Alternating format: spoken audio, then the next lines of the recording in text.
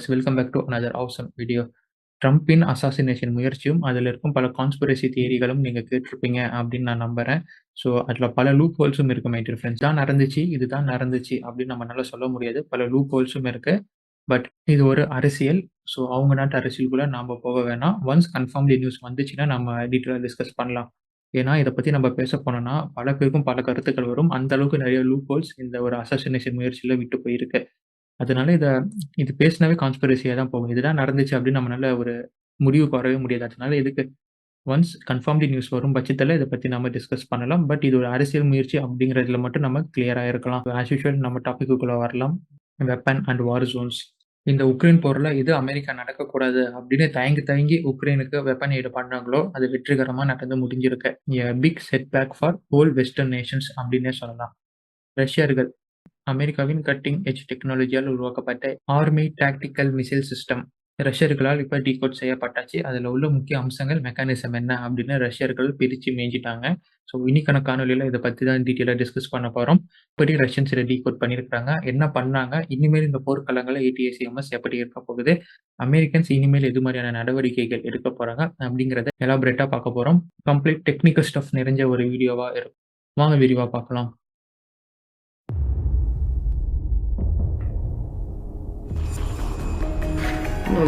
Представлены части ракеты «Атак». В принципе, анализировать работу систем ракеты на всей авиации для ракет является наиболее точной.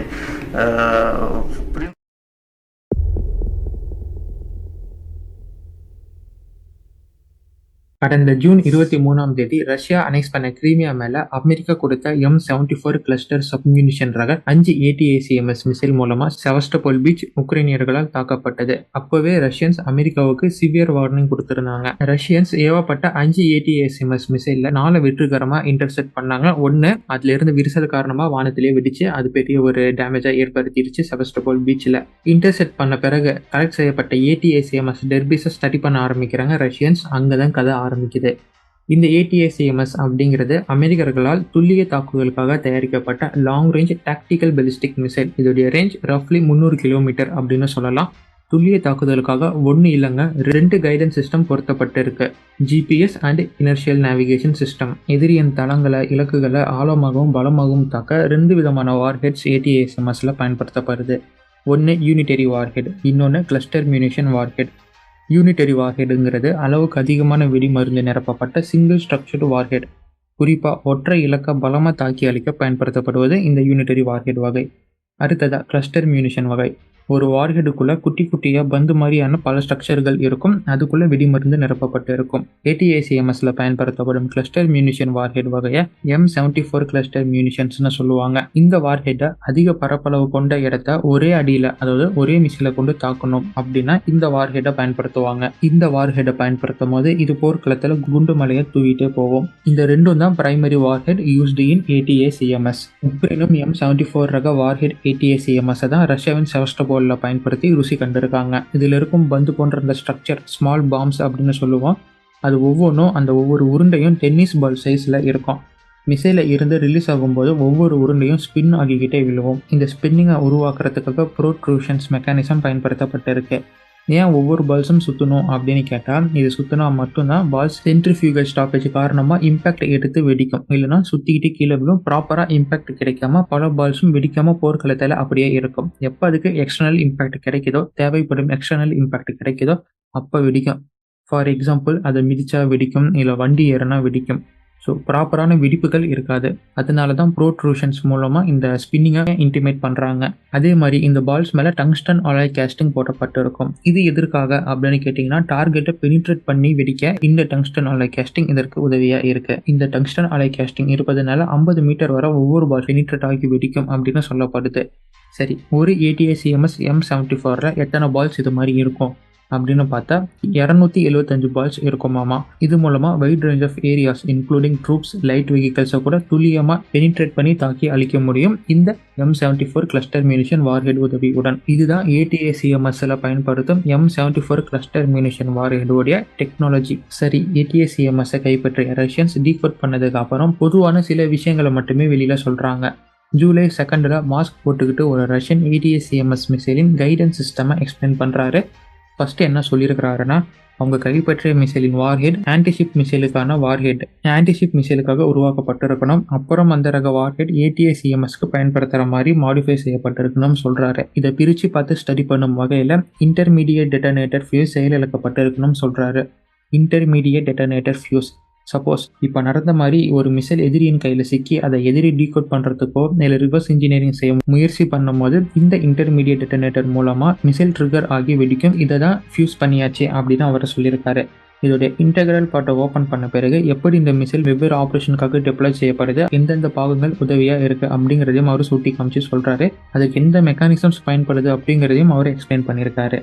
And next, missile firing பொசிஷனில் இருந்தால் எப்படி இருக்கும், சப்போஸ் ஃபயரிங் பொசிஷனில் இல்லைன்னா அது எப்படி இருக்குங்கிற டிஃப்ரென்ஸும் எக்ஸ்பிளைன் பண்ணியிருக்காரு. எப்படி அமெரிக்கன்ஸ் டூப்ளிகேட் சிஸ்டமையும் ஒரிஜினல் சிஸ்டமும் இன்டெகிரேட் பண்ணி ஒரு காம்ப்ளெக்ஸ் ஸ்ட்ரக்சர் இந்த மிசைலை கொடுத்துருக்காங்க.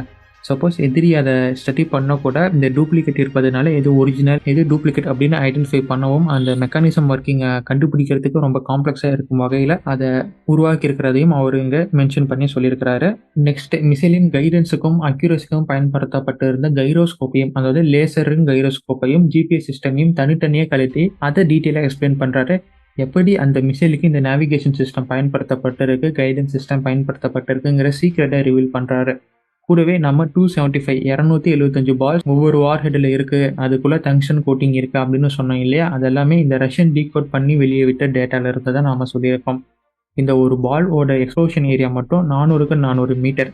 ஸோ நமக்கே இவ்வளோ டேட்டாஸை ATACMS பற்றி ரஷ்யன் சொல்கிறாங்கன்னா அவங்க மிலிட்ரி சீக்கிரத்துக்காக எவ்வளோ டேட்டாவை ஃபைல் பண்ணியிருப்பாங்க, எவ்வளோ டேட்டாவை வெளியே விடாமல் அவங்க வச்சுருப்பாங்க, அண்ட் எத்தனை மெக்கானிசம் அவங்க ஸ்டடி பண்ணியிருப்பாங்க அப்படிங்கிறத ஜஸ்ட் திங்க் அவுட் பண்ணி பாருங்கள். இப்போ இவங்க வெறும் டீகோட் மட்டும் தான் பண்ணாங்களா, வெறும் டேட்டாவை மட்டும் தான் எடுத்தாங்களா அப்படின்னு பார்த்தா அது மட்டும் இல்லை. இந்த ATACMS மிசைலோடைய நேவிகேஷன் சிஸ்டத்தை அப்படியே ரிவர்ஸ் இன்ஜினியரிங் செஞ்சுட்டாங்க. அவங்கக்கிட்ட என்னென்ன டெப்ரிஸ் கிடச்சிருக்கோ அதை எல்லாத்தையுமே அவங்க ரிவர்ஸ் இன்ஜினியரிங் செஞ்சு அதோடைய டேட்டாவை ஸ்டோர் பண்ணி வச்சிருப்பதா செய்தியாக வெளியே விட்டுருக்காங்க. இது மூலமாக ரஷ்யன்ஸ் இப்போ என்ன பண்ணுவாங்கன்னா, இந்த ATACMS தடுக்க நம்மக்கிட்ட எது மாதிரியான மிசைல் இருக்குது, எந்த மெக்கானிசம் உள்ள மிசைல் நமக்கு இந்த ATACMS தடுக்க சூட் ஆகும் அப்படிங்கிறத அனலைஸ் பண்ணுவாங்க. தேவைன்னா அவங்கக்கிட்ட இருக்கும் ATACMS டேட்டாவை வச்சு மெயின்லேண்ட் மிசைலை மாடிஃபையும் செய்வாங்க. இந்த மிசைலின் interception, manoeuvre, navigation, flying trajectory, complex system integration இது போன்ற பல டேட்டாவையும் கொண்டு இனிமேல் ஒரு ATACMS ஏவப்பட்டால் அது எங்கேருந்து ஏவப்பட்டிருக்கு, எது மூலமாக ஏவப்பட்டிருக்குங்கிற டேட்டா வரைக்கும் அவங்களால ஐடென்டிஃபை பண்ண முடியும்னு சொன்னால் உங்களால் நம்ப முடியுதா ஃப்ரெண்ட்ஸ்? எஸ், என்டையர் ATACMSஇன் சக்ஸஸுக்கான மிஸ்ட்ரி இப்போ ரஷ்யர்களால் கட்டவிழ்க்கப்பட்டிருக்கு. அது அவங்களுக்குள்ளேயே வச்சுருக்காங்க. அண்ட் இது யாருக்கிட்டையும் அவங்க ஷேர் பண்ண மாட்டாங்க அப்படிங்கிறதும் குறிப்பான ஒரு விஷயம்.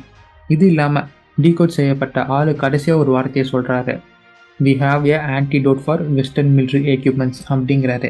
இப்போ ரஷ்யர்கள் கையில் சீக்கான கட்டிங் எட்ஜ் டெக்னாலஜி மூலமாக பல US மேட் மிசைலின் புரியாத புதிர்களும் இப்போ புரிஞ்சுக்கிட்டாங்க ரஷ்யன்ஸ். அதற்கான மாற்று மருந்தை இப்போ அவங்கக்கிட்ட இருக்குது அப்படிங்கிறது தான் அவர் அப்படி சொல்ல வராரு. இனிமேல் ATACMS ஆஸ் யூஷுவல் ஒரு சாதாரண சர்ஃபேஸ் டு சர்ஃபேஸ் மிசைல் தான். அமெரிக்கன்ஸ் என்டையராக அதில் இருக்கும் மெக்கானிசமாக மாற்றாத வர என்டையராக அவுட் ஃப்ரெண்ட்ஸ். அமெரிக்கன்ஸின் மிசைல் சிஸ்டம் என்டையராக அவுட் அப்படின்னே சொல்லலாம். அமெரிக்கன்ஸ் இது மாதிரி தான் நடக்கக்கூடாது, நம்ம உக்ரைனுக்கு கொடுத்தா இது மாதிரி ரஷ்யன்ஸ் அதை ஸ்டடி பண்ணிடுவாங்க, அப்புறம் நம்மளுடைய cutting edge technology, sophisticated technology ஒன்றுமே இல்லாமல் போயிடும் அப்படின்னு பயந்து தான் இத்தனை நாள் வரைக்கும் லாங் ரேஞ்ச் மிசைல் தன்னோட சொஃபிஸ்டிகேட்டட் கட்டிங் ஏஜ் டெக்னாலஜி பொறுக்கப்பட்ட மிசைல்கள், வெப்பன்ஸ் எதுவுமே உக்ரைனுக்கு தராமல் இருந்தாங்க. பட் உக்ரைனின் முட்டாள்தனமான செயலால் ரஷ்யர்கள் கையில் அமெரிக்காவின் சொஃபிஸ்டிகேட்டட் மிசைல் டெக்னாலஜி சிக்கிடுச்சு, அதோடைய நேவிகேஷன் சிஸ்டம் சிக்கிடுச்சு. இப்போ அமெரிக்கன்ஸ் மறைச்சு வச்சிருந்த அவங்களுடைய மிசைல் டெக்னாலஜி, அவங்களுடைய டீட்டெயில்ஸ் எல்லாமே ரஷ்யாவுக்கு தெரிய வந்துருச்சு. இனிமேல் போருக்கெல்லாம் வேறு மாதிரி போகும். அடுத்த அப்டேட் வர அமெரிக்கன்ஸ் ஏற்கனவே அவங்க மிசைல் டெக்னாலஜியை மாடிஃபிகேஷன்ஸ் பண்ணுறதுல இறங்கியிருப்பாங்க. இப்போ அடுத்த ரிலீஸ் வரும் வர உக்ரைன் ரஷ்யா கிட்ட சிக்கிட்டாங்க அப்படின்னு தான் சொல்லணும். இனிமேல் ATACMS பயன்படுத்தினாங்கன்னா உக்ரைன்ஸ் அதை எங்கேருந்து பயன்படுத்தியிருக்காங்க, எது மூலமாக பயன்படுத்தியிருக்காங்க அப்படிங்கிற டேட்டாவை அவங்க கலெக்ட் பண்ண, அவங்க ரிசர்ச் பண்ண, அவங்க ரிவர்ஸ் இன்ஜினியரிங் செய்யப்பட்ட டேட்டாவிலிருந்து எடுத்து அவங்க கண்டுபிடிச்சிருவாங்க. அண்ட் இனிமேல் ATACMS அவ்வளோ சொஃபிஸ்டிகேட்டடாக இந்த போரில் ரஷ்யாவுக்கு எதிராக இருக்காது. ஸோ ரஷ்யன்ஸ் இப்போ பண்ணது மிகப்பெரிய விஷயம். American missiles are no longer secret.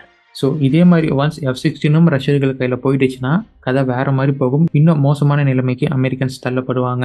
ஏன்னா F-16 அப்படிங்கிறது one of the lethal 4th gen compact aircraft. So பொறுத்திருந்து பார்க்கலாம் இது மாதிரி ரஷ்யர்கள் கையில் F-16 சிக்குதா சிக்கலையா அப்படின்னு.